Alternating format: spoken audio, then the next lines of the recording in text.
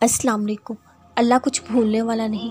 अल्लाह जानता है कब कब तुमने सब्र का घूंट पिया, कब कब लोगों ने तुम्हारा बुरा चाहा, कब कब तुम पर इल्ज़ाम तराशी की। बस तुम सब कुछ अल्लाह के हवाले कर दो।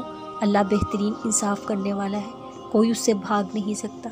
अगर कोई भागने की कोशिश करे कब तक भाग लेगा, आखिर वापस लौट कर अल्लाह के पास ही जाना है। जब खामोशी चीख चीख के अपना हाल सुना रही हो ना, तो उसको नज़रअंदाज नहीं करते, बल्कि उसको दिल के कानों से सुन लेते हैं, क्योंकि खामोशी की आवाज़ बोलने वाले से ज़्यादा ऊंची और गहरी होती है। बहुत तकलीफ़ देह होता है वो लम्हा जब कोई सुनने वाला ना हो, दिल की कैफियत समझने वाला ना हो, आप अज़ियत में हो और दर्द भरे आंसू आंखों से बहा भी ना सकते हो। तो उस वक्त अल्लाह ही वो वाहिद है जो अपने पास महसूस होता है। एक वही है जो दिल पर गिरने वाले आंसुओं को भी जानता है, उसे उस तकलीफ़ की तड़प भी मालूम होती है।